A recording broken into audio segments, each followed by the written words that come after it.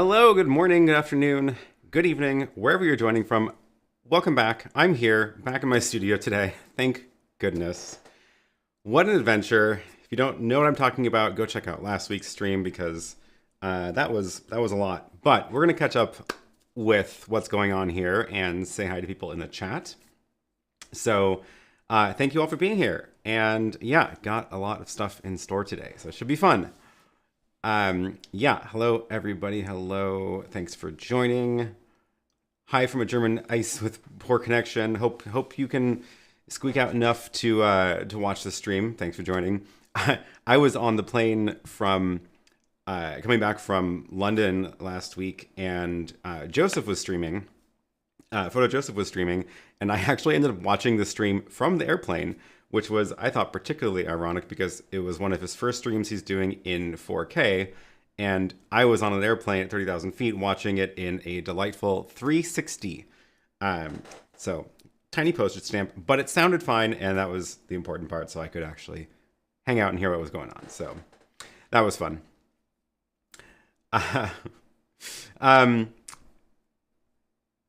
So yeah, if you are new here, please feel free to drop questions in the chat at any point. We talk about all sorts of things about live streaming, ATEM Minis, YoloBoxes, things that are going on in my world with product launches, which we'll talk about in a minute, and adventures like getting stuck in Vienna. So good stuff. Good stuff. So yeah, if you do have a question, drop it in the chat with the letter Q in front, and that makes it a little bit easier for me to see on my screen here if you are watching live. Jonathan says, my 4-year-old just said, is he back home yet? I'm glad I have a 4-year-old fan keeping up on this little adventure that has been this trip. So yeah, we're going to take a look at this stuff in a second. Okay, good questions coming in. So let's get a couple of these questions before we jump into some of the new news. Is there a way to put markers when recording via the ATEM ISO would be useful to mark instantly bad takes while recording? That is an excellent question, and I 100% agree they should do that because I feel like they've gone like halfway with this Resolve project.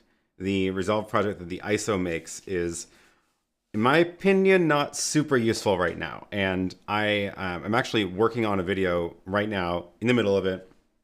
It'll, with any luck, be the next video that I publish, all about how I've been filming the videos for this channel. So all about the process of scripting, recording, editing, and most of that is all thanks to being able to record 8 channels at once with the ATEM Mini Extreme ISO.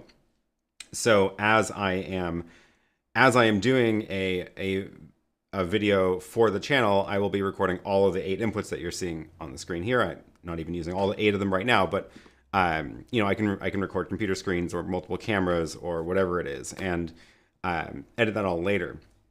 That said, I don't actually use the Resolve project that it creates because I don't actually like the way that it creates the Resolve project. And one of the things they could do that would be really useful is exactly that, of being able to put in markers. So take one of the buttons on the ATEM Extreme and have it insert a marker into the timeline. And then yeah, you could do things like mark bad takes. Not to spoil the video I'm about to publish, but the way that I work around that is I try to record everything in order that it will be in the final video. And I do record multiple takes because I often make a mistake when I'm recording something and I want to do a redo. What I do is I just make sure that the last take of a particular line is the best one. So if I have to redo something, I will redo it multiple times until I like it, and then I'll just continue on. So as I'm editing, if I hear myself repeat the same line, I just go until the last instance of that and take out the rest. So that's that's my trick. But it would be very cool if they had a way to actually insert markers, because that would be open up a lot more possibilities too. So, okay. Oh, here's another question about the ISO. Are the individual camera feeds recorded with their individual audio despite their mute status? Sort of, yes. So I don't think I have a project here I can quickly pull up. I don't have any external drives plugged into this computer right now. So let me just see if I have a folder. No, I don't. So I can't show you what it actually looks like. But oh wait, I can just do a recording right now. I have an ATEM plugged into this computer. Okay, let's do this. Live demo time. Because I do want to show you what this looks like. So I'm going to, I don't have a drive plugged in, and I don't have one within arm's reach. Never mind, scrap that. So what I wanted to say is the videos that it creates are, so for each of the inputs, you get two files. You get an MP4 and also a WAV file. The MP4 file with the video has the main audio mix in every file, which is a little bit weird, but it does work. And so all of your video files will have the exact same audio, which is whatever is going out your program. Separately from that, there is a set of WAV files that correspond to the individual inputs. And those are recorded regardless of whether the channel is enabled or not. And it's only the audio by itself as a WAV file. So sort of yes is the answer.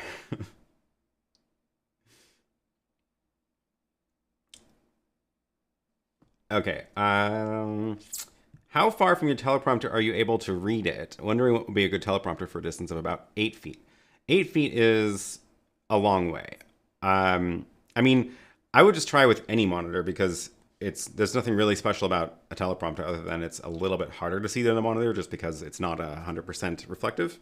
And this one is about, I think, 4 feet or so, and it's a 10-inch monitor. And I can read the comments on the screen. So when I do this, I can read that text just fine. And with glasses, yeah, not without glasses. Twice this distance, I would not be able to read it. So I would definitely go with a bigger monitor. I don't know exactly how big, but just experiment, really. I would say you'd at least want to double it. So 20 something. I'm trying to think, like, that monitor is a 24-inch, and that's only 6 feet, and that's already hard to read. So yeah. Oh, here's a good trick. There's a workaround for the markers, a blank graphic from the media pool. That's right, because it does insert a media player thing into the timeline. So you could put a transparent graphic in the media pool and then bring it on air as a marker. Yeah. Or a transition. Yeah. But I do think that a marker specifically would be better than messing with the program feed. Did you ever get your hex key back from the offices? No, but I do have a million of them here, so I'm not missing them anymore. So I've back to hex keys. I also actually have this this one, which is a SmallRig multi-tool, which I should have brought with me, but it's like got a bunch of hex keys of different sizes on it. So I should have brought that with me because then I wouldn't have lost this. And it's got some screwdrivers on the other end too. So next time, I will just bring that. Why does the ATEM Mini Pro Media not play videos? Why? Why does it not? Interesting question. It just doesn't. I guess because it's just not something that any of the ATEMs really do. The most they do is the bigger ATEMs have a short buffer to load in, basically just for stingers, where you can load in a sequence of frames, kind of like a video. It's not really a video playback, and it's meant for just animated transitions with your own graphics. There's just not the memory for video playback in the ATEMs. They rely on, they're assuming you're using external stuff for playing back videos, and it's a little bit annoying, but it makes sense to me. That is one of the nice things about the YoloBox, is that, like, for the stream last week and the week before, when I was playing the video clips on the stream, I just had them loaded up into the SD card on the YoloBox and would just tap play. So that is handy that it's all built in. On the ATEMs, not built in, so you have to use something external. That could be a hyperdeck, which is what I've got in the racks over there, or it could be like this this iPad app, which is this is the Live app. iPad app, and it's got this whole video playback section, so I can queue up videos here and then output those over AirPlay, or HDMI. So you do have to find an external video playback option, unfortunately.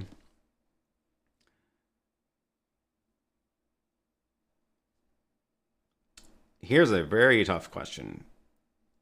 Welcome back. Good to see you. We created an interview program on YouTube and want to remote in guests now to expand our content. What's the best way to maintain a high quality source from them with easy setup?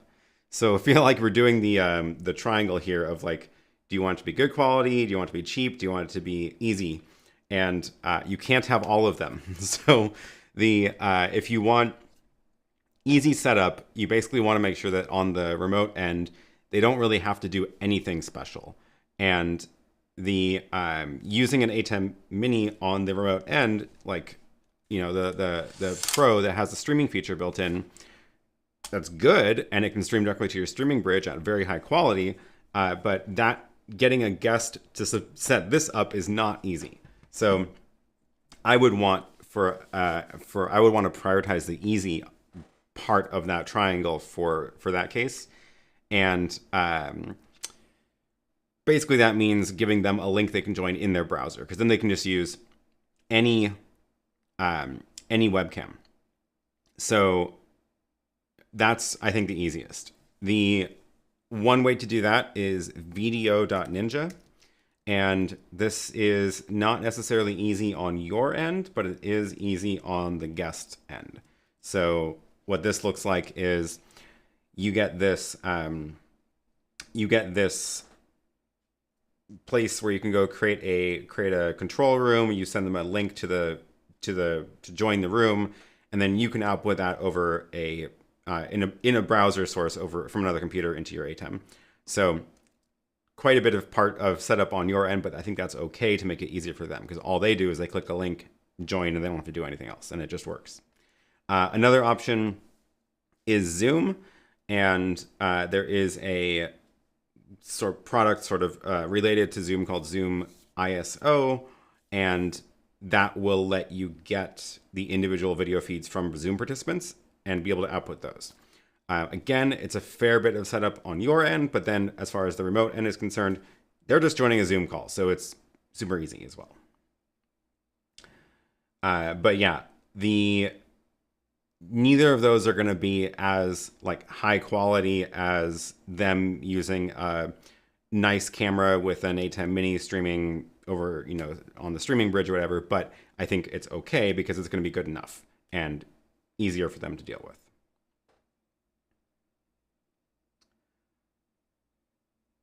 Roland says, oh, this is about the why is there no video playback so that Blackmagic can sell HyperDecks? Maybe. Perhaps a hex holder slot in the next products. I got a little sneak peek of that yesterday, and sure enough, there is going to be a little hex tool holder. So in the aluminum bar, it will like snap into the aluminum bar, and then you can snap in the hex tools into it. So yes.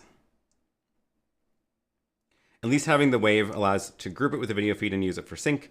Should audio video of the main mix be out of sync? Yep.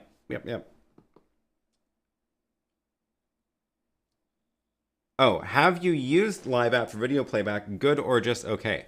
I have not. I don't think I've actually used it in this stream, but I've used it for other streams already. And yeah, it is good. One of the things it does is it actually talks to the ATEM, so it knows whether its input is on the air, and then it can actually auto roll videos that way. So that's actually really handy. So you can use it for really quick little, 5-second video clips between segments, or you could play a full video clip like I was doing last week, using it. And it does work really well. You kind of have to practice a bunch with it because it does kind of take over control of the ATEM, and it wants to be very helpful. So if you're not expecting that, it can be very confusing because things will be happening that you're not anticipating. But as long as you are prepared for that and understand what it's trying to do, then it is very helpful, and it does work very well. Thanks. We'll experiment with Video Ninja. Cool. Awesome. Yeah, give it a shot. It's definitely a useful tool.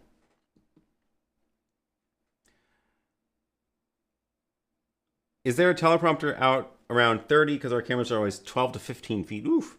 We already have a 17-inch, but for the distance, it's too small. I have heard of 30-inch teleprompters. I've never even looked for shopping for one myself because that's huge and I wouldn't have no use for it in here. I have heard of that, though. Also, once you're getting that big, it may start making sense to actually make your own because you can just buy the glass and then mount it in a frame of your own. And maybe that ends up being a bit cheaper than trying to find something pre-built that size.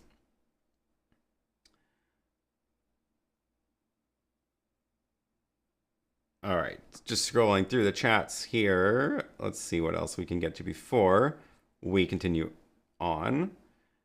Hi from Sweden, joining late. How was this week's intro video? I did not do a video this week. Okay, so last week I opened the stream with a nice little sequence from all the clips I shot in Vienna, which was a lot of fun. Did not do that this week because it turns out I kind of forgot how just stressful traveling is. And in particular, this trip home was just a giant mess. Just a giant mess. I'm just going to go on a tangent about travel right now because it was an adventure. So I was stuck in Vienna last week because I got COVID when I was there and I need a negative test to fly home. So I had to quarantine for 5 days, first of all, could not leave the hotel room. And then lost my sense of taste, which was really not fun. Then on Sunday, my taste came back, which was great. Only lasted a few days. That was nice. On Saturday, I started getting negative tests. So that was nice. It didn't last very long. Started getting negative tests on Saturday. And then I wanted to make sure that I would have, like, it would continue to be negative because I needed a test the day before the flight in order to check into the flight. So I didn't want to risk booking a flight and then, like, not actually being totally done with this and then not being able to get on that flight. So by Monday, I finally got the next results back. They were all closed on Sunday. So Monday it came back negative. On Tuesday, I was like, okay, I'm going to book a flight for Thursday. And that means I just have to go in the morning, drop off the test. Hopefully the results come back quick Wednesday night. Hopefully they're negative, and then everything works on Thursday. So I spent like couple hours looking for a good flight option coming back from Vienna to Portland. And the way I like flying is I really like just getting on a plane and then just sitting there for a long time. So I would much rather have a very long segment with short hops on the ends rather than like a bunch of 4-hour hops. Because I just don't, it's just a lot of nonsense of waiting for, standing around, waiting to get through the check-in line and all that stuff. So I found a great option. It was Vienna to London to San Francisco to Portland. San Francisco to Portland's like 2.5 hours or 2 hours. It's really not that long. So I had a nice long 11-hour hop in there. And I was like, perfect, this is great. I'm going to book that flight. It's on British Airways. I'm pretty happy with their planes. And the long hop was actually British Airways, not American Airlines under a British Airways ticket. So I booked that on Tuesday. And I was like, cool, everything's going according to plan. Wednesday, dropped off the test, got the result back at like 7 p.m. earlier than I was expecting. So I was like, oh, this is great. Nice, relaxing evening. Last night in Vienna. Went to sleep relatively early. And then woke up in the middle of the night randomly at like 1 a.m. And I was like, I should look at my phone and check my email. I usually don't. Check my email. And there was an email from British Airways saying they canceled the flight. Just canceled the London to San Francisco flight. Just done. They were like, yep, sorry. There were problems and we had to cancel the flight. And I was like, I just spent so long looking for that flight. What do you mean it's canceled? What am I supposed to do? And then it was like 1 a.m. and I was like, well, I'm leaving for that flight in like 5 hours. What am I supposed to do? So actually it was like 4 hours at that point. So I was just frantically like, I guess I need to find a new flight. I tried calling British Airways and it was like ringing for 20 minutes. And then finally they were like, sorry, all of our customer service people are busy. We can't answer the phone right now. And every time I would call back, they would just hang up. It would just say, sorry, we're busy. Go. We can't answer the phone. I'm like, what do you mean you can't answer the phone? What am I supposed to do? And the phone messages are always like, oh, if you want to save time, go make your changes online. And I was like, sure. But if I go online and look at the change flight option, there is no option to change it. There's only an option to cancel it.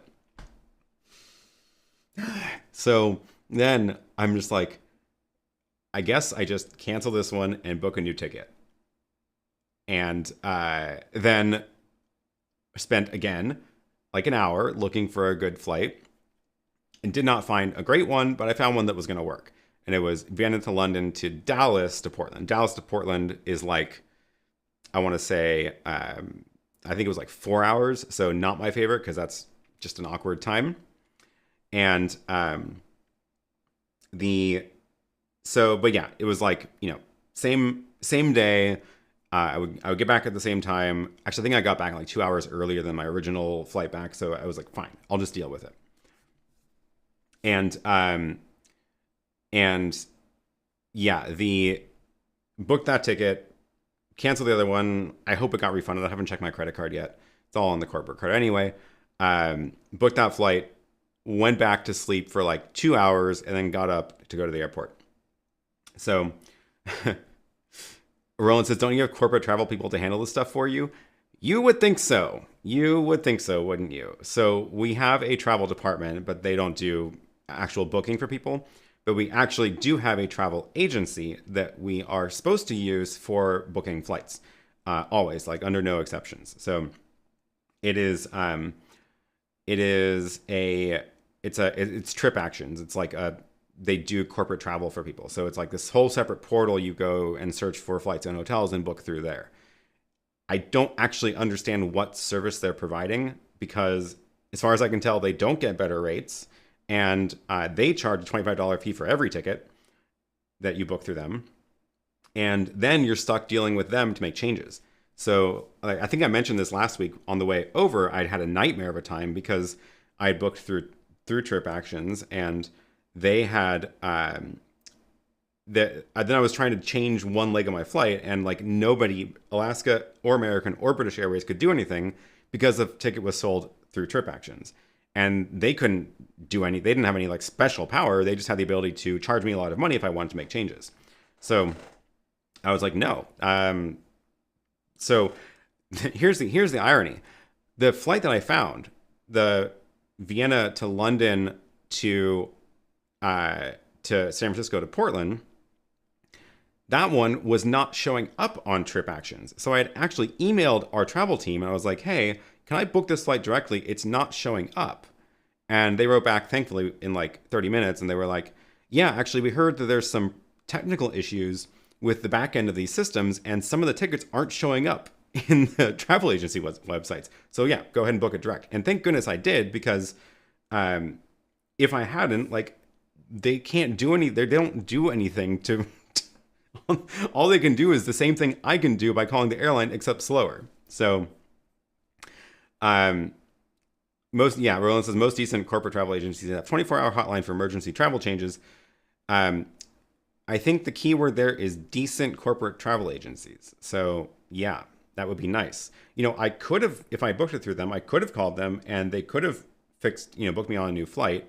But all that would do is, it's not like they get special pricing. They don't have any special access to flights. All they do is just the same thing I would do, except I wouldn't have to deal with it. So it has not been helpful in my experience. So, okay, got the new flight booked. Thursday morning, I got a couple hours of sleep after that adventure. Go to the Vienna airport, check into that flight, fly to London, everything's fine. And then I had a nice time in London. So I actually was happy that there was like a 4-hour layover in London, because it meant that I got to go to the lounge and just hang out there and chill for a while. So I found the fancy lounge. They let me in because I was on a international flight and have status on One World now, thanks to Alaska joining, and had a nice time in London. And then in London, I was watching the flight board, and all of a sudden it was like, oh, your flight to Dallas is delayed. And I was like, oh no, that's not a good sign, because in my experience, once a flight is delayed, it might continue to be delayed and then canceled, which has happened many times, especially since the other flight from the same day was canceled. And because I was in the fancy lounge, they actually had a British Airways support, like customer service person in the lounge. And I was able to go and talk to her, and she was actually extremely helpful and actually had access to real information, unlike everybody else who I'd ever talked to so far. So she like called up the gate and was like, hey, why is this flight late? And it turns out they were delaying it because people weren't able to get into the airport from like through security fast enough. So there was enough people not able to get into the airport that they decided to delay the flight themselves, just to avoid, I guess, causing chaos later down the road with all the transfers. So I was like, okay, that seems like a good sign. That probably means it's not going to get canceled outright. So I will at least be able to get back to the US, because that was my goal here. So I want to get back to the US. So if I'm stuck anywhere, it's in the US. So got on the plane an hour late. Thankfully, got to hang out in the lounge still, so it wasn't that bad. Got on the plane an hour late. Flight was normal amount of time, so we landed an hour late. Actually, it was like an hour and 15 late. And my layover was only an hour and 45 in Dallas. And the Dallas airport was a disaster. It was a nightmare. Getting off the plane was slow enough. And then getting into the customs room, oh my God, I've never seen it so bad before. I have global entry, which normally means I land in the customs room, walk to the machine. I don't even have to show my passport anymore. They just takes a picture of me and it prints out the little slip. Take that, walk over to the agent, show it to them, and then leave. I'm normally in and out of customs within 3 minutes. In this one, first of all, there weren't separate lines in the hallway to global entry and not global entry. So the hallway was just crowded full of people. Couldn't get through. And finally someone was like, hey, global entry people, come over on this little side thing along the wall and come over here to global entry. And I was like, oh, thank goodness. I don't have to want to wait through this crowd. Got to global entry. It was packed. It was completely, literally, there was no room. It was so full that you couldn't get to the machines because the line to leave global entry was snaking through the area the machines are in. It was just a mess. Like, there was nobody there running any kind of crowd control. So I finally made it to the machine. Again, that took like 30 seconds of just taking my picture, grab the slip, and then I got in the big line to leave global entry. And then I realized what was happening. There was one person handling the exit queue of global entry, and I think they didn't know they were working global entry. I think they thought they were in the regular passport line because they were doing the full check. They would take the paper, ask for the passport, take a picture with their little camera, ask them questions, and then let them go. That's not how it's supposed to work. They're supposed to just take the paper, maybe ask a question, and let you go. And I had to wait like almost 30 minutes, I think, in that line of just them letting one person out every minute. And finally, like right when I was almost the next person up, another agent came over and was like, hey, come over here. And he knew what was going on, and he actually knew how to get people out of that queue.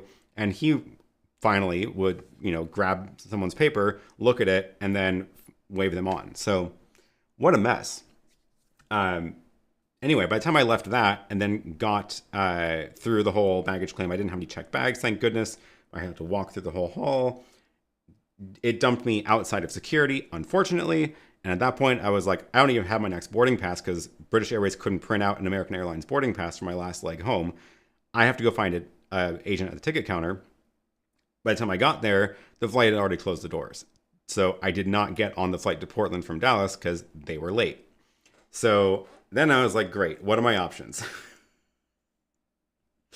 I started looking up my own flight options and then to see if there were any other flights leaving. And there was one on Alaska, like in half an hour. And I was like, maybe I can get on that flight. It was Alaska to Dallas to Seattle to Portland. So a long extra hop. But I was like, maybe I can get on this. It'd be worth it just to get home today. And here's where it just gets like, again, I don't know why this stuff should be more coordinated. British Airways does not have a presence at Dallas except for the one flight they fly a day out of there to London. So I found the agents at the baggage like check-in area, and I was like, hey, can you rebook me on a new flight to Portland? The flight coming in from London was late. And they were like, oh, you're flying to London? Let me help you check in. I'm like, no, I just came from London. I don't want to go back. I want to go to Portland. Help me get on that flight. And they were like, oh, you want to go to London? Okay. Like, I felt like I was in another country because I understand like not being able to communicate in a foreign language and misunderstanding from and to when I'm trying to speak German or something. But no, I'm speaking English to clearly native English speakers, and they just did not understand what I was trying to ask them. So, oh my God. They were not helpful. And then I was like, okay, I'll just go to the actual ticket counter. And there was no British Airways ticket counter. There was only an American Airlines ticket counter. I went there and they were like, oh yeah, we can't get you on an Alaska flight because it's we're not British Airways and your ticket's British Airways. I was like, what do you mean you can't get me on an Alaska flight? You're all partners now. And they're like, no, it's a British Airways ticket, so you have to go talk to British Airways. And I'm like, well, they won't answer their phone. So what am I supposed to do? And then I finally, oh, you didn't speak Texan. That is the problem. Yes. That person was able to book me on an American Airlines flight the next day from Dallas to Arizona to Phoenix to Portland, which is my least favorite way of doing it because they were both 2.5-hour flights. But whatever. I slept in a hotel that night and then got on the plane the next morning, made it home, and at least I made it home. Like it was one of the most complicated and stressful trips. Makes me never want to fly again, but I probably will still because I do like going places. So I made it. I'm here now. What a relief. I finally got to see the house out there that is in the process of being torn down, and wow. And we'll share some pictures of that later on the other channel. But yes, I'm home, and thank you, Keith, for the super chat. The great news is you're home, healthy, and live today. So yes, that is good news. Okay, that was a fun little diversion. Anyway, what else? What else? Eric says Dallas is an airport I've heard stories about. I'm going to try to avoid that if I at all can. Those are all One World Airlines and they wouldn't route you. I know, right? You'd think that that's how it would work, but apparently American Airlines customer service cannot do things to the itinerary when it's a British Airways ticket. So they were able to at least get me on another American flight, but they couldn't get me on a Alaska flight, which should have all been part of the deal. Yeah. Let's not forget the miracle of Zoom, WebEx, that we don't have to go anywhere at all. It's true. I know. I am definitely like the hassle and the risk of traveling is very high right now, and it does make me reconsider if I really need to go somewhere in person. So I think that induced reluctance to travel is an intentional consequence. Yeah. So yeah, it is working because like if I don't have to go somewhere, maybe I won't. Maybe I'll try to do it virtually. Was the original routing British Airways to American to PDX? Yeah, it was British Airways, Vienna to London, a British Airways plane from London to Dallas, and then American from Dallas to Portland. So then American couldn't do anything that wasn't on American Airlines, like get on an Alaska flight, which should have been possible because it's also One World partner, which I think British Airways could have done, but they didn't have any people at the airport. I don't mind the flying, but I hate the airports. So the trick with airports is that if you can get into the lounges, it is a more pleasant experience because it's usually a little bit calmer and you can just like avoid a lot of the chaos that's in the main airport. But it takes a while of traveling to get enough status to be able to get into the lounges that are actually calm. So yeah, it's a whole thing. Okay, let's take a look at more of the chats here.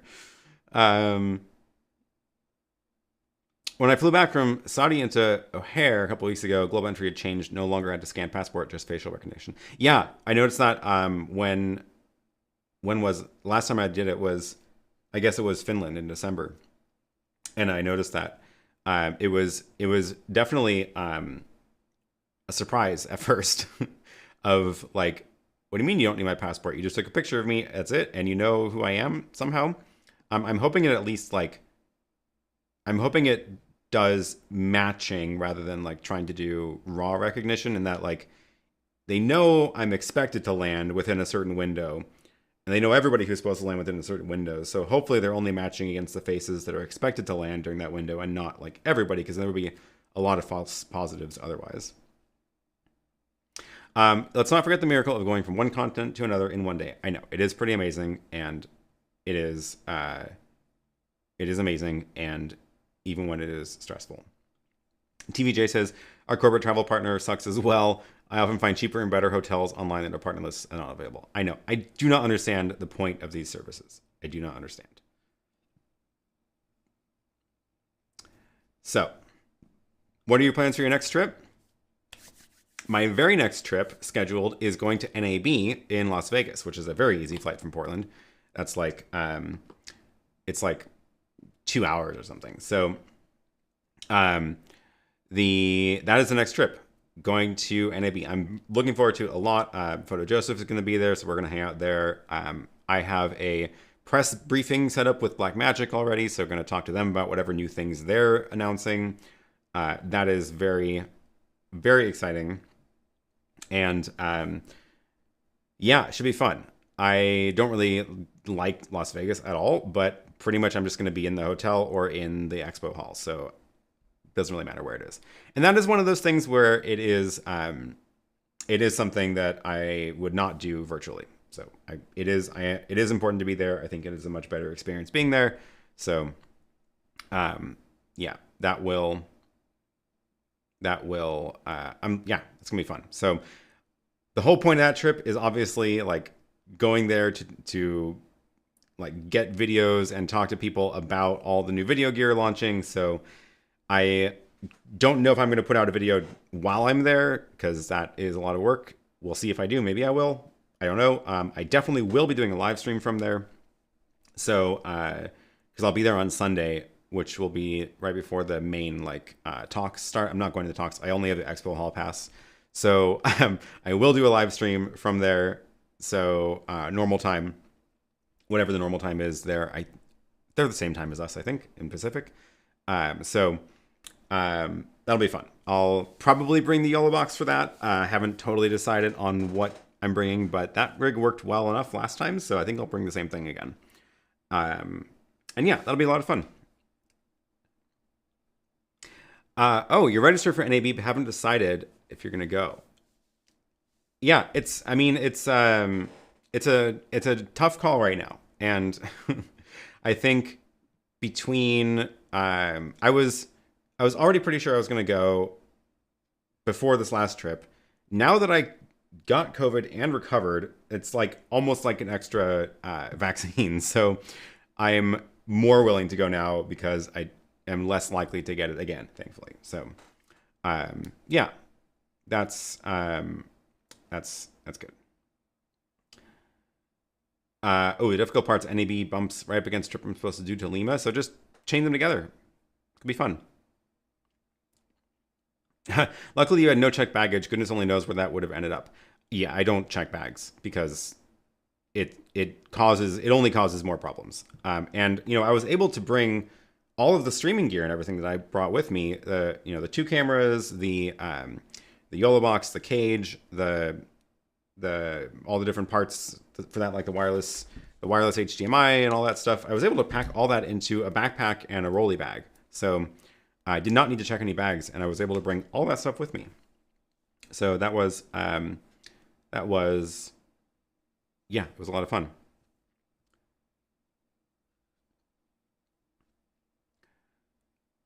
Okay, that was a diversion. Oh my god, it's already like 40 minutes into the stream. Okay, let's change topics again. and talk about, drum roll, the new stands. So, okay, this is I showed you these 2 weeks ago at the NX3D office studio factory words in Bratislava when I was there, which was a lot of fun to go visit, and I am glad I went, even if I did get stuck in Vienna during that trip. But these are available now today. So what is the deal with these, and why do you hear that sound of this thing sliding around? The sound that you're hearing is part of one of the really cool new features of these stands that the old ones did not have. Focus, there we go. These are built with aluminum bars on the top and the bottom. So it's got the same sort of, L-shaped side bracket for attaching the ATEM. But these attach with screws into both sides of the aluminum. And that means this whole thing is like one piece. It's like held together. So once they're screwed in, this is not going anywhere. Like you can't take it apart anymore. So it is not for quick release, quick access. It is meant to be like, this is now a chunk. But because this is aluminum, you can put these little screw T-nuts in here to give yourself places to screw stuff in. And now you can mount stuff to the bars. So one of the things you can do is take this little SmallRig monitor mount, which I've used these for other things before, but it's got the little channel for screws to drop in. And then you can, let's get that out of here. So you can take that and then see how that kind of lines up. I didn't get them in the right spot. Once they're in the right spot, then you can put screws through there and attach this to the top of the bar. And now you've got a very, very strong place to mount stuff to here. So actually, let me do that real quick. I've got my hex key. So if I drop these little screws in here, so those go in. Let's see if I can do this at this awkward angle. Get that into the first nut. I think that's in. Get this one into the second nut. Where is it? I'm looking at it like backwards. There we go. And then, yeah, okay. So get it where you want and then tighten. And there we go, nice and tight. And then this, I need to loosen the front one so I can tilt this again. Once you've got this part loose, you can tilt this however you want it to, and then attach stuff onto the top. So this, because it's aluminum, is really, really strong. So like this can support, I don't even know how much. Like I think I could stand on it and it wouldn't collapse. So, oh, I saw a question in here about this. Can you, where was it? It was about the YoloBox. I don't think there was the letter Q in front, so it scrolled by. Oh, here it is. From Gary. Will the Pro streamer be strong enough for me to mount the YoloBox Pro on the top bar? So yeah, absolutely. Absolutely no question. This can hold a lot of weight now. So the other one, the original stand, which I have back here. Actually, it's not even the original. It's the Mark II. This one is not aluminum on top. So this supports a fair amount of weight. Like you can see, it's not like, oops. Oh dear. Wow, that was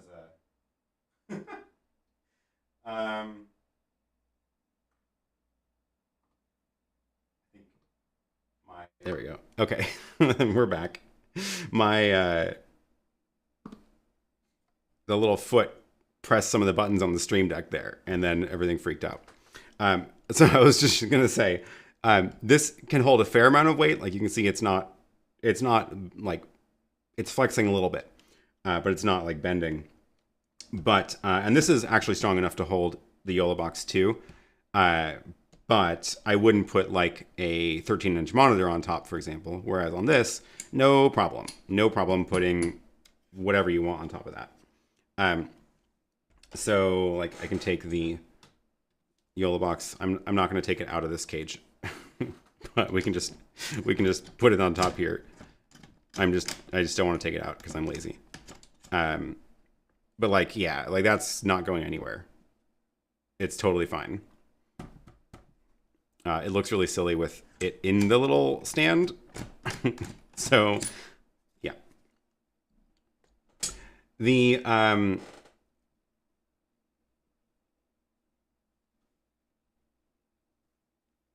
okay, yeah, so then a couple of questions about this. You can't use the deck saver with these, right? That is correct. So the little things that hold the ATEM in are part of the stand. Like there is no way to get anything over it, and that is by design. Like it is meant to completely contain this in a way that you can like put this on a tripod or something and not worry about it falling out.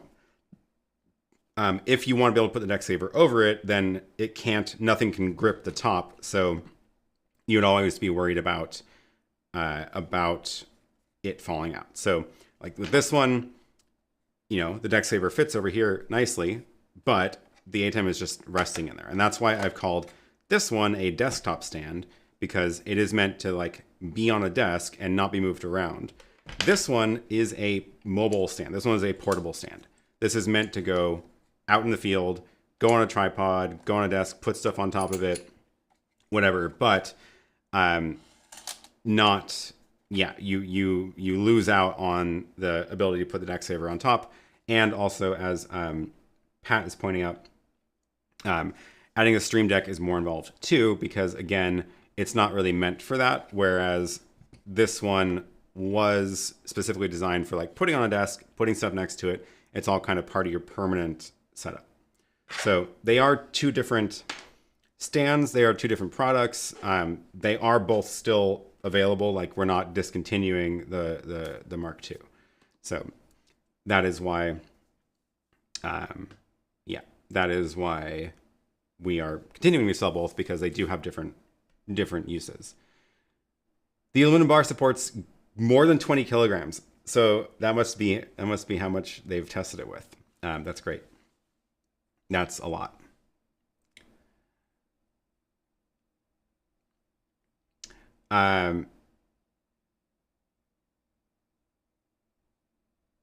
Yeah.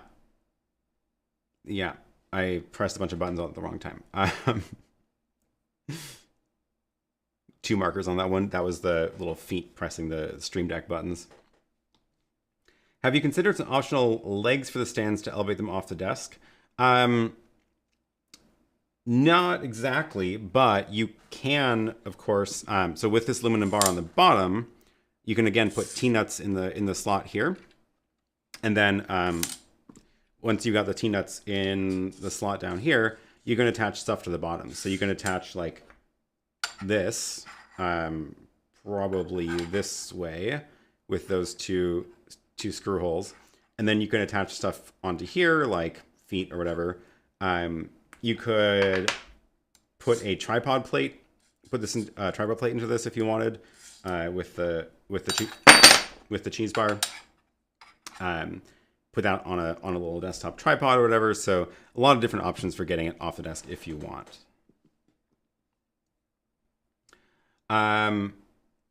Okay, and then I saw another question here that I wanted to... Aha, here it is. Just got the older PK1. Maybe I should have waited another 2 weeks. So if you did just buy it and you do want to get this one instead, we will work out I don't know what to call it. Arrangement. We will work out an arrangement so that you can trade up to that if you want. So email me, or if you find the NX3D, email them, and we'll work something out. We don't have details of that published anywhere yet, but if you did just buy it and you're like, oh shoot, I should have waited because I want this new one instead, we'll make it happen. That aluminum bar is known as 2020 extruded aluminum. There are tons of options for that on Amazon. Brackets, feet, etc., easy to customize. Yeah, exactly. That's one of the reasons we wanted to use it, because it is something that is relatively common, and there are a lot of different things you can do to this. So now that it's, again, one on the top is meant to attach things up here or out on the back. The bottom one is so that you can set it on things. So lots of options for that. I'm sure there will be some interesting 3D printed parts you could add to that too if you want. One of the things you can also add on the back, for example, is these little cable managers. So this is something that you'll actually get some of these in the kit, but with this little drop-in nut, this lets you just slide it in like that, and then once you tighten it, then it will stick like that. This one is for the black version of the stand, but we have white ones for the white stand as well. Oh, here we go. Okay, here's the official word.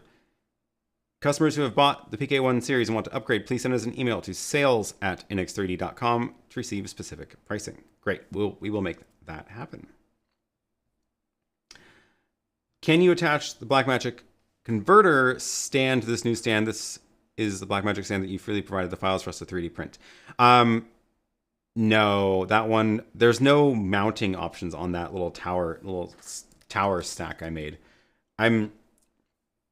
I might try to work something out for that, like redesign that to make it work. Let me find here's the little stand. This little tower is what I've got in my rack holding up all my little converters, but it's just freestanding. There's no attachment points onto it. I made these like way before I did any of the stand designs. This is just its own little thing. It was part of me learning 3D printing and 3D design. So I would do some of the things differently if I was doing this design again, now that I know more about the whole process. So no, there's no way really to attach those.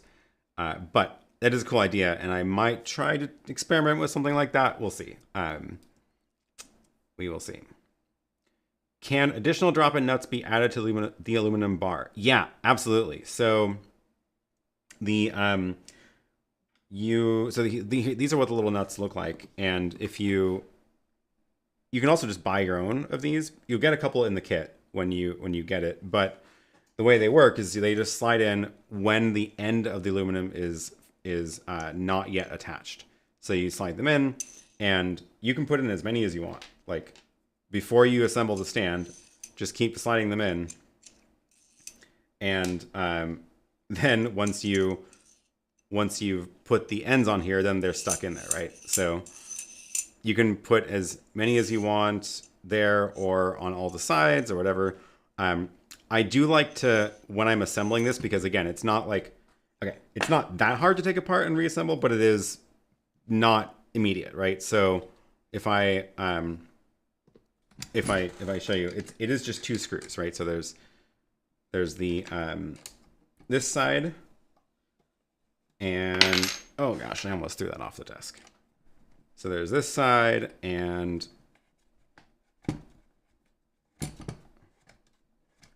this is what I mean. It's not instant, but it's not too bad. 2 screws. Once you do this, then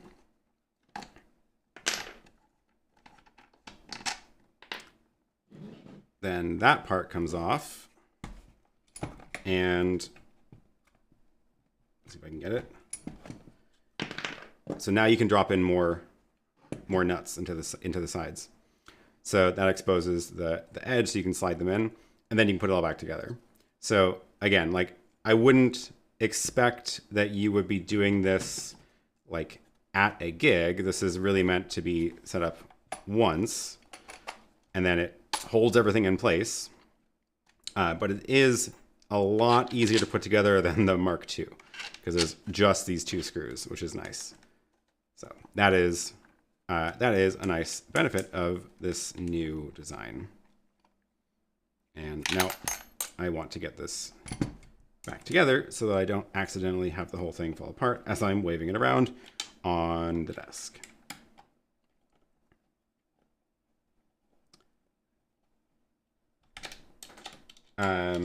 So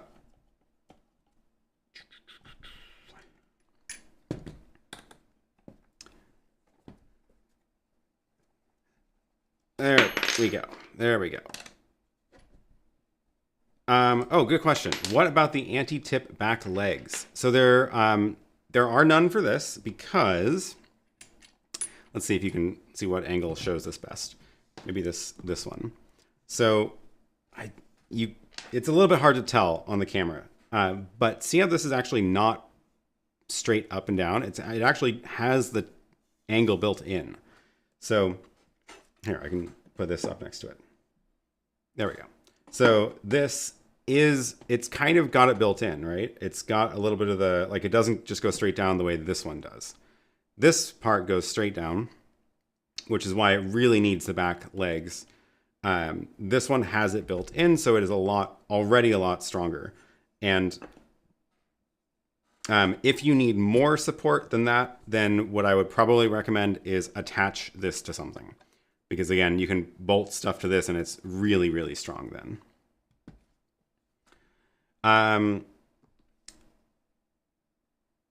Is it possible to offer a special discount for those of us who bought all your stands for both the ATEM Mini ISO and YoloBox Pro? Yes, definitely. So we will email sales at NX3D, and we will make that happen.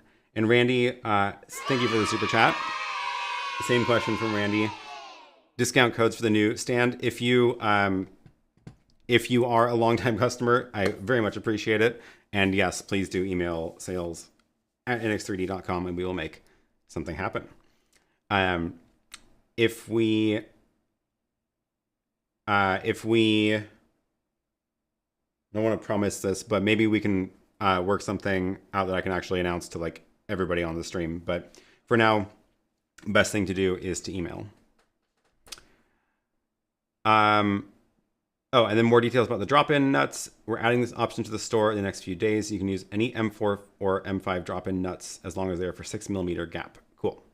But yeah, okay. So if you do want to buy the like the ones that we have, we'll have a kit available for additional. Like you can already buy more of the little wire managers if you want. You get 2 in the kit, but if you want more of them, you can buy those separately as well, and we'll have more of the other bits and accessories available as well. So I'm guessing the new ends are now universal, and the difference between the Mini and the Extreme is the length of the extruded aluminum. Sort of. Okay, let me show you the Extreme one, because it is a little bit different, but very similar. And I don't have the Extreme in here because it's being used for this stream. So here is the design of the 2 side by side. They're obviously a little bit different because the Extreme is significantly bigger, but they kind of match, right? Like it's got the same little angle, the same cold shoe there and there. The same aluminum attaches the same way. Again, 2 pieces. So you've got the top and the bottom one. This is obviously significantly longer. One of the nice things about this one is on the original one that I did, where this whole thing is 3D printed, it definitely doesn't support nearly as much weight as the small one does, because this run of 3D printed material is a lot shorter than on the Extreme, so the Extreme one doesn't support as much weight. This, on the other hand, because this is entirely aluminum, all of the weight is transferred into the side pieces, and it goes vertically down, so it is very, very strong. But yeah, very similar, other than obviously the length, and then this, of course, has to be bigger here. What else? Oh yeah, these little things. So you get 2 of these in the kit as well. These are little cold shoe adapters that drop into the aluminum extrusion. This is because I really like I liked the original original design of this one that has the cold shoe built into that top bar. Obviously, as aluminum, you can't build it in anymore, and but you can attach these onto it. And that also means one of the nice benefits of that is, if I get the right Allen key, what that means is that you can actually change where they are. So if you want to move it around, you just loosen it, and you can actually change where it goes. So if you want it all the way at the end, you can do that. If you want it over here, you can do that. And then you just tighten it and then slide in whatever you want, like this HDMI. So if you don't like it sort of hanging off of the end, like it's kind of hanging off the end there, and if you were like, oh, that's weird, I want it to be here, you can do that now. So that is one of the nice things, is that it's more flexible now instead of me having to decide where that goes.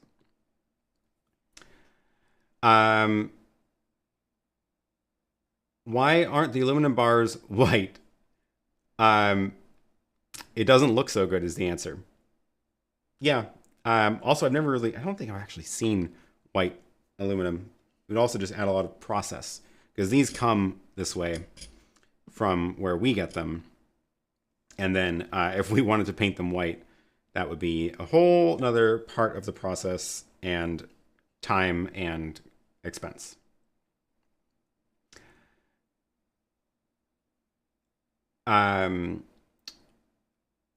What software do you use to design these stands? Good question. So when I started doing the original designs for these, I was using Shaper 3D on the iPad, which I still like a lot. It's a very, very useful app, but there are a lot of limits to it, and it works very differently than like real 3D design software. So the big limit is you're super limited in ways it can you can like reuse components and make changes to things. So think of Shaper 3D more as like sculpting, where there's a lot of tools for, doing specific geometries and stuff, but it's a lot more like sculpting, where once you've made a change somewhere, like you have to kind of put it back if you want to undo it. There's not really the same way of being able to go back and be like, oh, that line I drew 2 days ago that was 10 millimeters, I want to be 11 millimeters now. Whereas in Fusion 360, which is what all the new ones are done in, it's a lot more flexible. So I've been learning Fusion 360 along with help from the folks at NX3D. So that is what all the new ones are designed in. Is there an all black version? There is. It comes both in white and black. I've just been using the white ones here because I think they look cool. But yeah, here is the small ATEM. I wish there was a better name for the ATEM Mini that isn't just ATEM Mini, because I want to refer to the whole family of things that are this size. But yeah, it comes in white and black. I don't have a little rubber feet on this one, so it's a different height. And if you do want to have it more just sort of blend into everything, then yeah, get the black version, because then the black aluminum matches that, and it kind of just all blends in better. But I like the white one because it kind of looks more fun. Black and white are the options for this. Red and black are the options for the YoloBox one. Is it 3D printed? It is. It is 3D printed. If you're actually curious about how they're 3D printed or where, then I did do a live stream from the place that they are 3D printed, showing the whole farm of 3D printers working on these parts. So click back a couple of videos ago, a couple of live streams ago, 2 weeks, 3 weeks? I can't remember anymore. But yeah, it was a lot of fun to see all the printers in action. Is there an adapter for the Stream Deck? Nope. Nope. There is no option for that right now unless you want to do it yourself. There are screw holes on the side, so these are actually threaded, built right into the stand. And so you can actually screw these, probably not this long, but you can actually screw directly into the stand now. So if you want to make your own stuff to attach to here, there you can attach your own stuff, but we're not doing Stream Deck sides for this version. If you do want the Stream Deck side, get the Mark II, and we do have the Stream Deck parts for that available.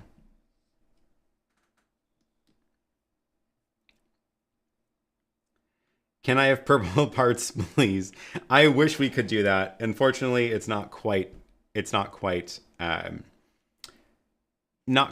possible, both because of logistics and also the materials. This is not like generic PLA that I've been using for all the prototypes.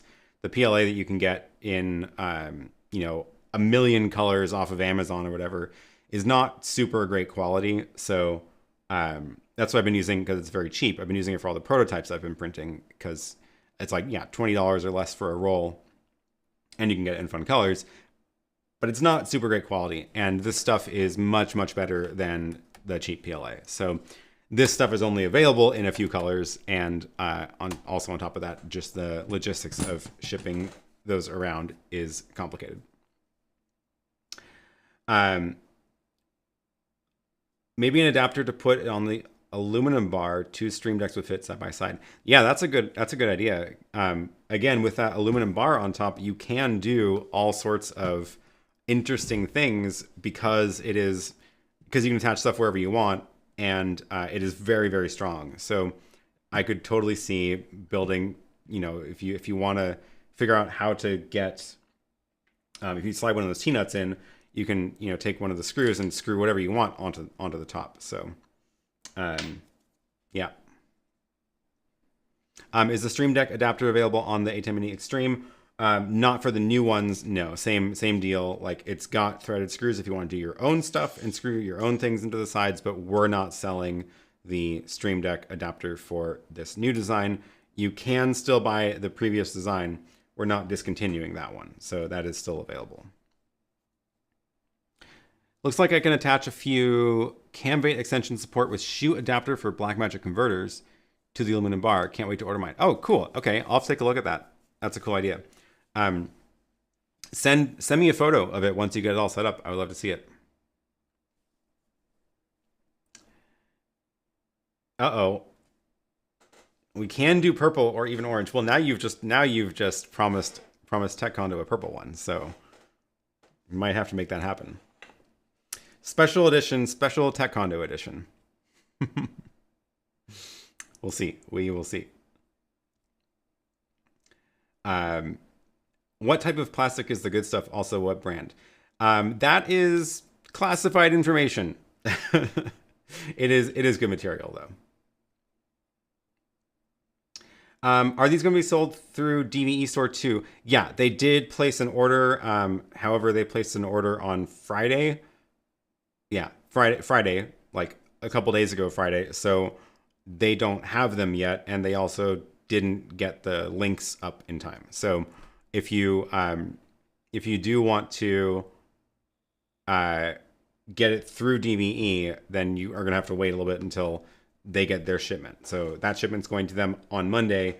So I don't know when they are going to get it processed in their end and the links up. But as soon as those links are available, I will put them on the website. So on the website, I've got a new button up here for the ATEM Mini Extreme. This links to the new one, the old one, and once you are on here, then these buttons, I'll add the DVE Store button here once they have their link up available, so you can order from them. So just keep an eye on that page, and I will drop that link into the chat.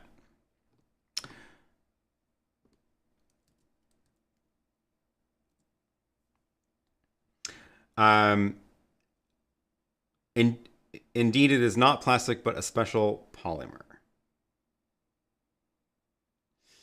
Oh gosh, everybody wants their own colors now.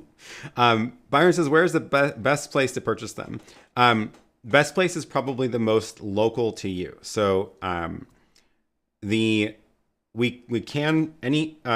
EU store, the main store, NX3D store, can ship anywhere, but the shipping, actually, I think they do free shipping if it's over $100. So there should be free shipping on the Extreme to anywhere.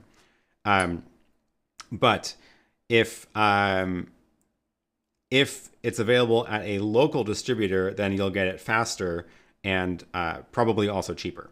So just because you may avoid the taxes. I don't understand international taxes. It seems very complicated. So if you want to get it from a local place, that's the best option. But if there isn't a place local to you, then the EU/worldwide store is they can ship anywhere. And if you're in the Asia part of the world, get it from here. These are the two places they're actually made, and then all the other places are distributors.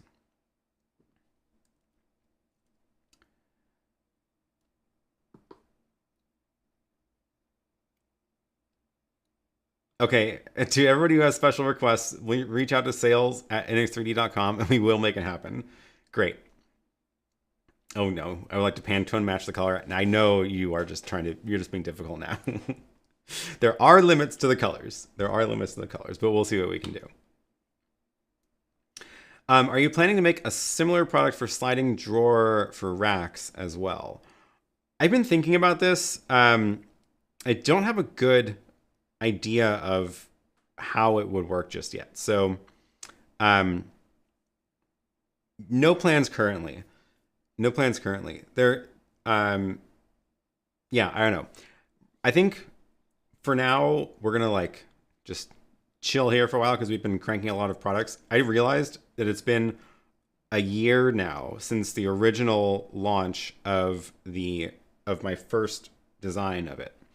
And it's been quite a year of making changes, iterating, doing the Mark II. The ATEM Mini Extreme came out after I had already planned on launching that first stand. So it's been a busy year. But we're going to take a break here for a while and let these be the product for a while. All of my plans are going to get thrown out the door as soon as Blackmagic announces another thing, though. So whatever they announce in probably at NAB, who knows? I'm guessing they'll announce something. Otherwise, I can't imagine what they're going to be doing there. We'll see what happens because I hope it's not another form factor of the ATEM Mini, because I'm happy with these two now, and I want to just pause here. It's been a lot. But I hope they make a rack mount thing, and if they do, then yeah, we'll see what happens. Oh no, Pantone matching possible for 500% markup. I think that's a joke. Don't quote me on that later. Blue with yellow pinstriping. Two color printing would be a real challenge for this, but yeah, okay. Oh, Christian says, thank you for the super chat, by the way. Any news on the membership system you want to put in place? Sort of. So, thank you for the super chat, by the way. For now, super chats are the best way to support the channel as a closest thing I have to a membership program.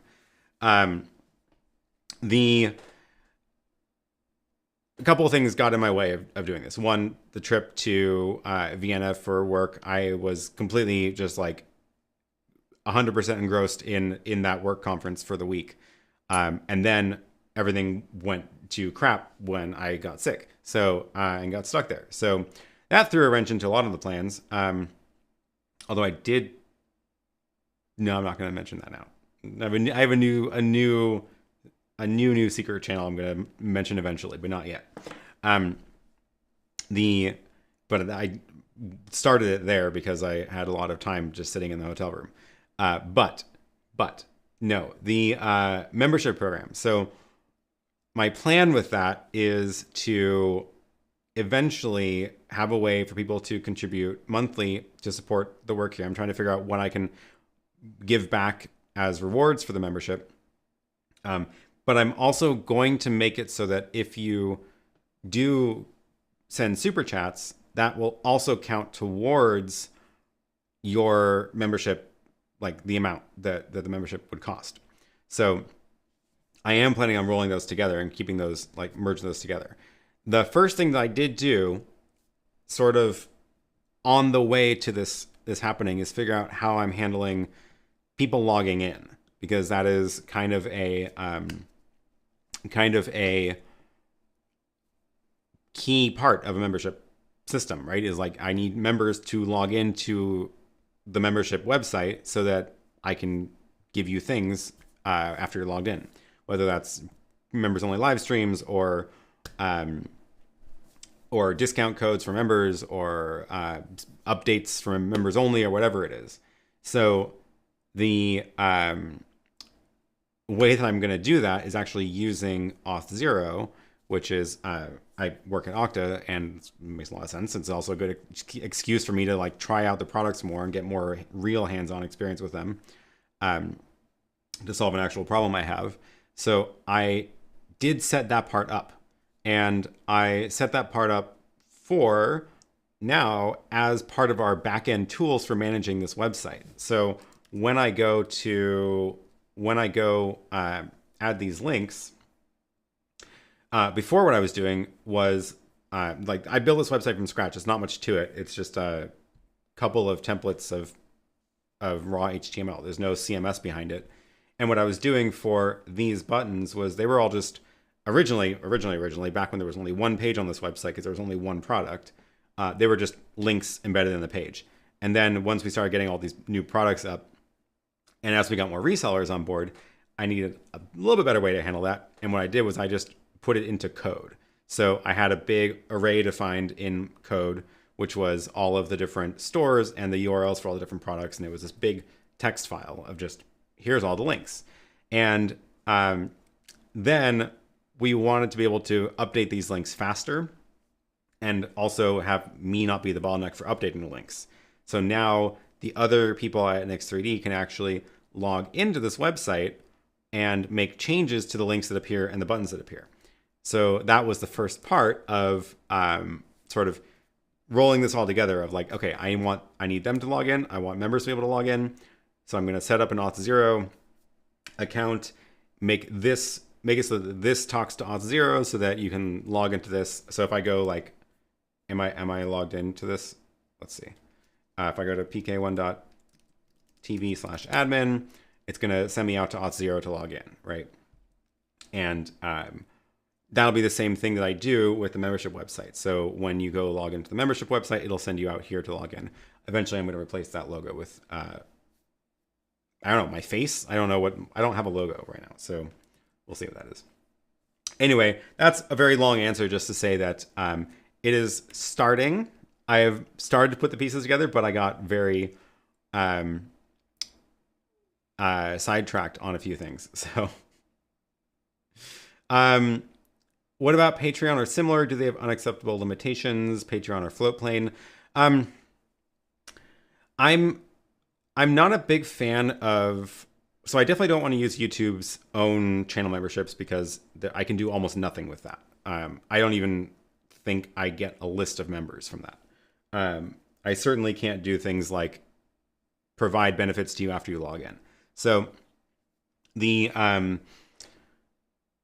as far as Patreon goes, there's a lot more tools for me to be able to actually interact with people through that platform. But I'm also not super excited about tying it to just another platform. And that's kind of why I'm going to DIY this. So I can use Auth0 to let people log in. I can build a very simple portal to be able to like, oh, you log into it and then you get something once you're logged in. And then I'm going to make a way to link super chats people give into your own member account. And I'm just happier doing it that way. I know it's not for everybody, but hopefully what you see on your end is very seamless and you're not going to notice anything fiddly about it. So it also means I'll be able to keep more of the actual money because I'm only going to be paying like credit card processing fees and not, I don't remember what Patreon charges, but it's like a much bigger percentage than just a credit card fee. So that's part of it also. Cool. Okay. Other questions here. Can we mount a microphone to the top of the new stand for an extreme ISO, I have a Sennheiser MK416 shotgun mic. It's a very good microphone. I don't have that one. Jealous. You should be able to, yeah. So you'll need to find some way to attach it to the bar. Again, you can put these little T-nuts into the bar. They slide in one before the stand is assembled. And then you can screw stuff into those. That was a bad idea. So that's how this is attached, and that's how this is attached in those little slide-in nuts. Or if you have a way to mount it to a cold shoe, you can just attach it to one of these cold shoe brackets. So the again, like if you have some way to mount your microphone to a cold shoe mount, that's probably the easiest, is just to use this right here.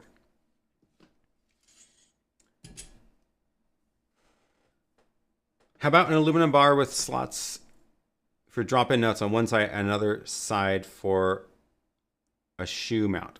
I'm not sure what you mean. Aluminum bar with slots for the drop-in nuts on one side, another side for the shoe mount. I mean, that's like you can put these little cold shoe mounts wherever you want, because they just slide around on the top bar. And yes, there are 4 slots for those. So I've put the nuts on the top one, but you can slide them into any of the 4 sides. It doesn't have to just be on the top. On the bottom one, I put them only here because that's probably where I'm going to mount the most stuff. But you could put them on the back side of here as well. That way you can attach stuff like off there, right? So you do have lots of options for that. Totally agree. I'm waiting for a 19-inch Extreme with at least 4 SDI. I know, it's basically like the TV Studio HD, but with all the Extreme features. It'd be very cool. Here's a question. When I use the first upstream key on the ATEM Mini Extreme ISO, there's a problem with the chroma. When I switch the upstream key on the device, it jumps to Luma. I'm only able to switch it on the software. Oh, that's not a problem. That's just how their buttons work. And this is one of the reasons I don't use the buttons on the ATEM very much. When you press, this is the mini one, but same idea. When you press these buttons, these are like presets. So, like this essentially is controlling upstream key 1. On the ATEM Mini Pro, there's only 1 upstream key, but on the Extreme, it controls the first upstream key. And this is a preset. This is not just key on and key off. It's actually like changing what type of key it is, which I, again, think is very annoying. And I wish these buttons, you could like change what they do, because it's all just software anyway. Because yes, I would rather this be just the same as this button, like this on-air button. I would rather that it only did that as opposed to also change a bunch of settings. But unfortunately, it's more like a preset. So yes, that is a problem. Write to Blackmagic and ask them to change how that button works, because they can do it if they wanted to, because it's not physically wired button. It is all done in their software. Okay, we're getting more interest in purple ones. Interesting. Maybe we'll do a special purple edition. We'll see. A good idea would be a way to simplify the power arrangement with one power supply to feed the ATEM Mini monitor, and 2 or 3 other 9-volt or 12-volt supplies will greatly make the cabling neater. I know, it really gets out of control fast once you have a bunch of those power bricks powering each individual thing. There are some power supplies you can get that you can plug in multiple DC wires out to various things. Yeah, I'm not sure what the best option is for that in terms of how to integrate it to the stand, but at the very least, you can run all the power cables through one of these little wire managers.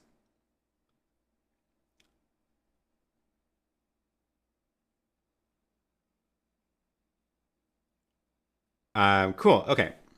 Oh, do you know if there's a way that the ATEM software control can display audio levels and recording status simultaneously? I know you can have HDMI monitor do it, but can software? Sort of. So there is an option in here. If you go to the audio tab, see this down here. This is the recording status. So the way to get that is, I think it's in here. Yeah. So in the recording tab, let's see if I can zoom in on this. Now I've probably broken my computer. There we go. In the recording tab, there is this display status checkbox. So with that checked, let's zoom back out. With that checked, it shows up down here. With it unchecked, it goes away. So if you check that, then this will always appear here in the bottom right corner. So now if I go back over to the audio tab, it's still there in the bottom right corner. That's about the best you can do. You don't get the ability to customize the rest of this, though. It'd be nice if you could like have that sidebar over here as well or something, but that is the best you can do with that one.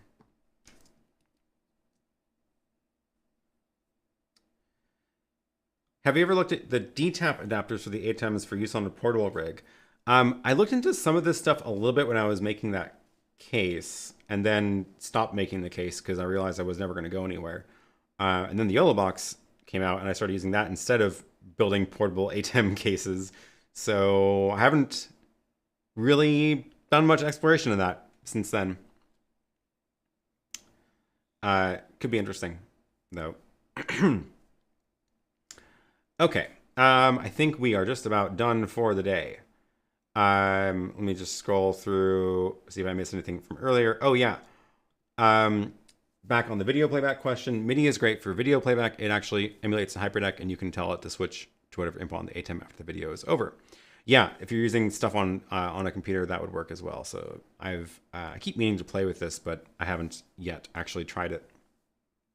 There are lots of good video playback options for ATEM or whatever else, really. So I've just been using this Live app for the most part lately, and of course HyperDecks for this studio.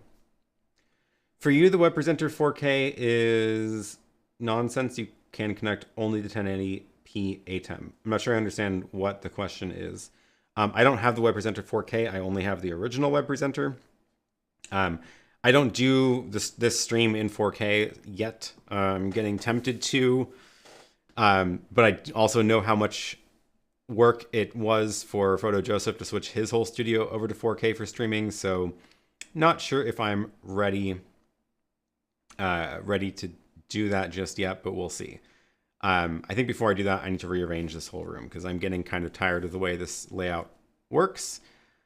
Yeah, we'll see. That's going to be a project. And then maybe I will later switch everything over into 4K for streaming and get the Web Presenter 4K. But none of that's happening until at least after NAB, because I want to see what all new stuff Blackmagic has for NAB and before I make any new purchases, for sure.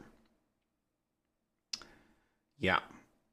Oh, have you entirely stopped using the GH5 Mark II? I didn't bring it on the last trip because I wanted... I didn't want to bring a camera that big for that trip, and I wasn't going there for taking a lot of pictures or anything. The two Sony cameras were great. They were nice and small. That worked out just fine. So I didn't bring it on the last trip, but I still use it in the studio in particular. I've been filming a lot of the B-roll with it. So this camera is now the GH5S, my original one that I've had for years and years. And now this one pretty much lives in the teleprompter there. So the GH5 Mark II is what I've been using for when I need B-roll shots of products and stuff. So yeah, actually the last video that I just published last week, a lot of that video was shot with the GH5 Mark II on a little motorized arm and stuff. So a lot of that B-roll was with that camera. Christopher says, is there really a new sports bar called Sports Bra in Portland? I don't know. I have not been paying attention. That's terrible. Have you had blue screens, which may be linked to the ATEM Mini Extreme ISO? I've had many crashes, and the only odd device is the ATEM via long USB, which may be the problem, or are you Mac only? Oh, you mean literal blue screens on a Windows computer? I haven't used my ATEM with a Windows computer at all, I think. I think I may have plugged it in one time. No, I've only been using it with a Mac.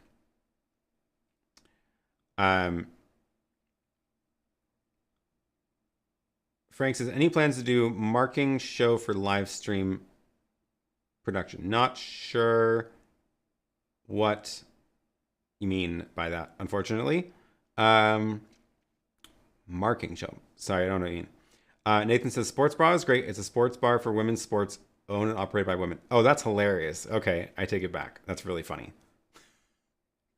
I've never heard of it. I also haven't like looked around at anywhere to go in Portland in a while because it's been there's been a pandemic on. I don't know if anybody heard.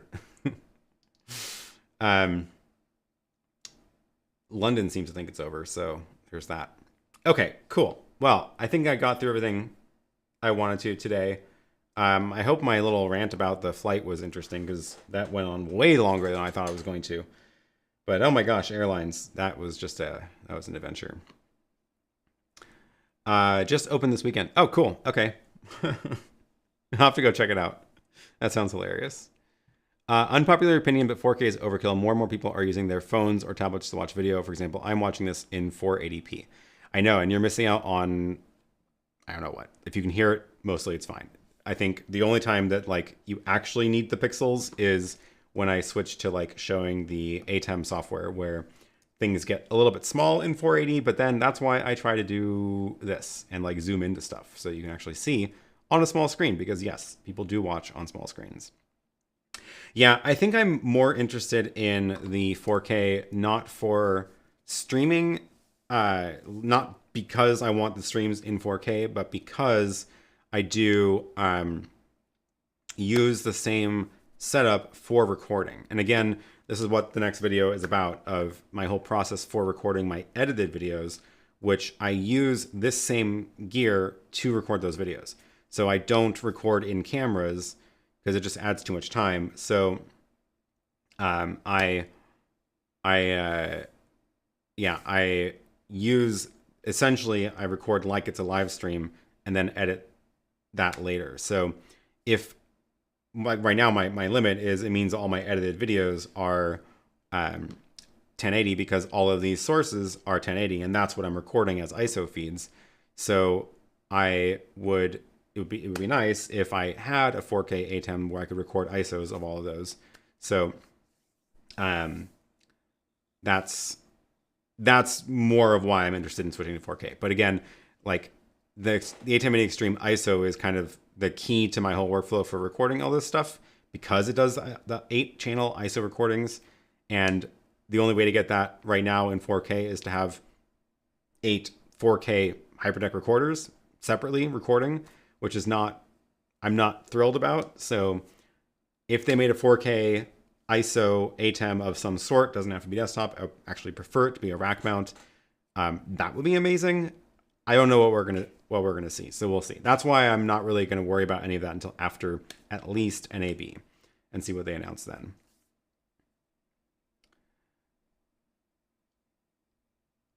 Malin says, now you need a sports bro bar. Yeah, that's every other sports bar. I think that's the point.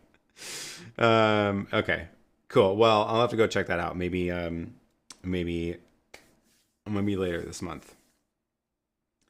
All right, we are going to end here. Thank you everybody for joining. Links to the stands are below, of course. If you are interested in actually helping me get the word out about these, we do have an affiliate program. So the affiliate program is, if you go to the website, you can click on affiliates here, and you can actually the way it works is you first go sign up for the affiliate programs for the individual stores that sell them, and then you can drop in your links here, and I will give you a link on this website, that will link out to your affiliate program for each store. So if you are interested in helping do videos about those, or on your YouTube channels, or if you're gonna if you have like an email list or something, feel free to join, because that would be very, very helpful. Yeah. Otherwise, thanks everybody for joining. Thanks for all the super chats. Appreciate it very much.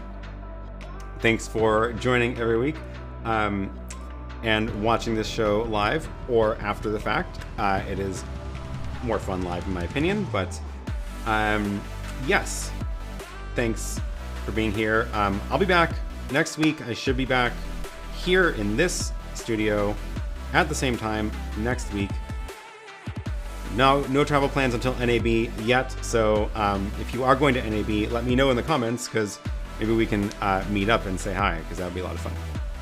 So with that, thanks everybody for joining, and have a great rest of the day.